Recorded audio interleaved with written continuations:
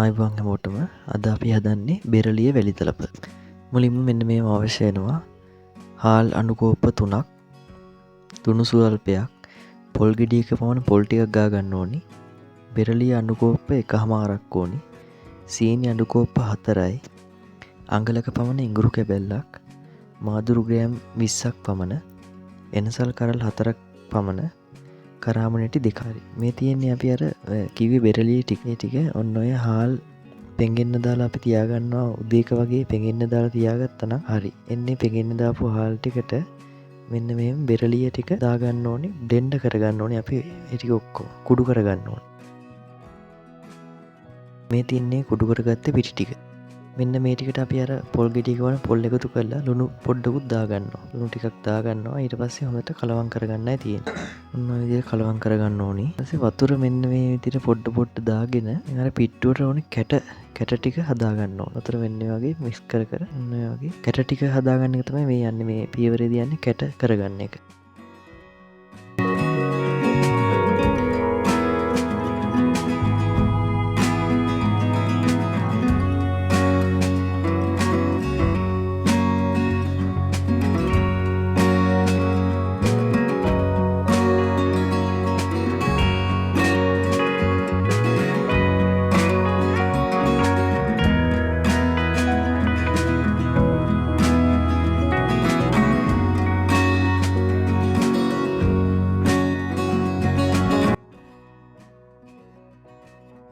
දැන් rice cooker එකේ අර තියෙන්නේ මේ වාෂ්පෙන් තම්බන ඉන්දියාප්පෙම තම්බන ඉන්නේ කෑල්ලට දාගෙන කැට ටික හදා ගන්නවා. මේ තියෙන්නේ යටින් ඔය යටින් අර පත්‍ර කුල කෑල්ලක් තියලා කැට ටික හදා ගන්නවා. මෙන්න මේ වගේ වැලිතලපේ අර කැටේන තරමට රහයිනේ.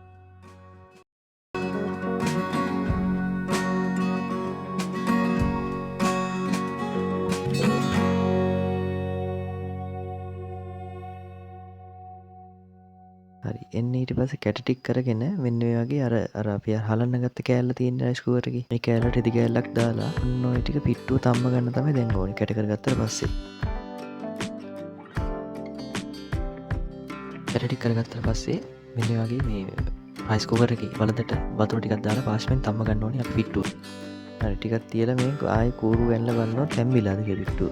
තැම්බිලා නම් අමු පිටි ගෙවෙන්නේ නැහැ. තැම්බිලා නැත්තම් අමු පිටි හැන්ද ගෙවෙනවා හැලි මිටි. ඔය චෙක් කරලා බලන එකක් තමයි මේ තියෙන්නේ. දැන් හරි වගේ නේද? පිට්ටුව වලට තම්බ ගන්න චෙක් කරගෙන දැන් මේ ටික අපි අර තම්බගත්ත පිට්ටුව දාගන්නවා මෙන්න මේ වගේ බාස්කට් එකකට වෙනම.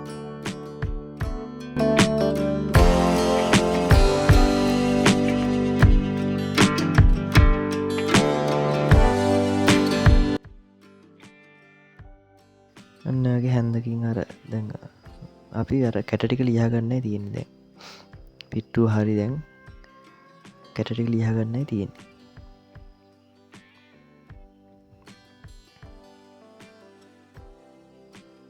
ඔන්න ඔය ආකාරයට ඔය තියෙන්නේ අපි කැට අර පිට්ටුව දාගෙන කැට ටික ලියා ගත්තේ පිට්ටු ටික තමයි පෙන්වුවේ වාට. මේ තියෙන්නේ මාදුරු ටිකයි ඉඟුරු කෑල්ලයි කරාමනටි ටිකයි එනසල් කරල් ටිකයි තමයි මේ තියෙන්නේ. මෙන්න වගේ මාදුරු ටිකයි එනසල් ටිකයි කරාමනටි එකයි ඔන්න ඔය ආකාරයට බෙද ගන්න ඕනි. බෙදගෙන කුඩු කරගෙන කියන්නේ බ්ලෙන්ඩ් කරගෙන හරි කොහොම හරි කුඩු කරගෙන අර අපි අයින් කරේ පිටුව තියෙන්නේ එන්නේ පිට්ටුවට දාගෙන හොඳට කලවම් කර ගන්න ඕනේ. මේ බෙදගති පියවර විතරයි මේක ඇතුළත ඉන්නේ. ඒ ටික කුඩු කරන එක පිට්ටුවට දාගෙන කලවම් කරන එක මම මේ වීඩියෝ එකට ඇතුළත් කරේ නෑ.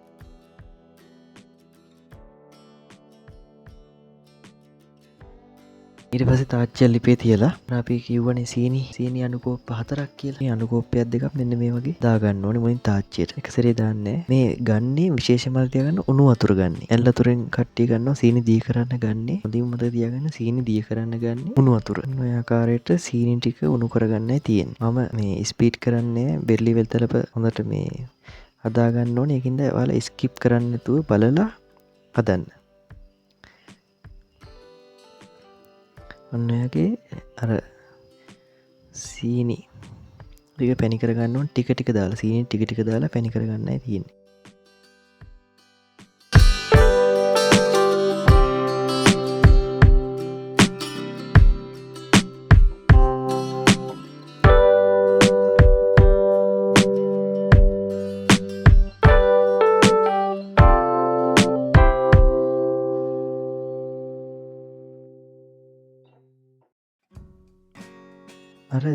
අපි කිව්වනේ කලින් ඉඟුරු කෑල්ල අඟල කවුනේ ඉඟුරු කෑල්ලක් ඕනේ කියලා. එන්නේ ඉඟුරු කෑල්ල හොඳට තලලා මෙන්න පෙන් ටිකට දාගන්න එක තමයි මේ දැන් ඔයාලා දකින්න. ඊට අමතරව ලුණු පොඩ්ඩකුත් දාගන්න.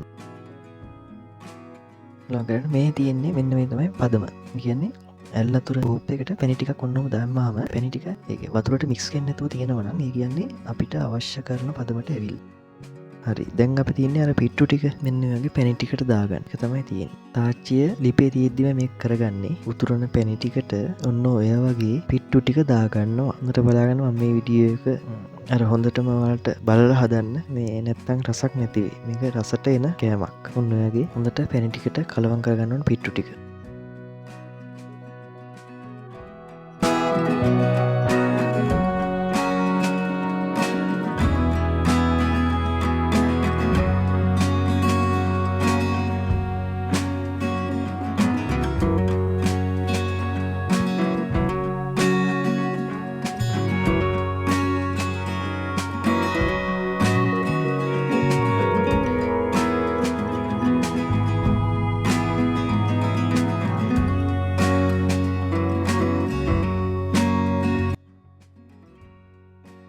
හරි එන්නේ කලවම් කරලා පිට්ටු ටික මෙන්න මේක තැටියකට දාගන්න ඕනේ. තැටියකට දාගෙන දැන් හරි පිට්ටු ටික අර හැන්දකින් හතර සිදිර හදාගෙන මෙන්න වගේ කෑලි වලට කපා ගන්න තමයි. ඒක තමයි මේ පීවරෙත් තියෙන්නේ. දැන් අපි ඔක්කොම හදාගෙන ඉවරයි. අන්තිම ස්ටෙප් එක තමයි කරන්නේ මේ.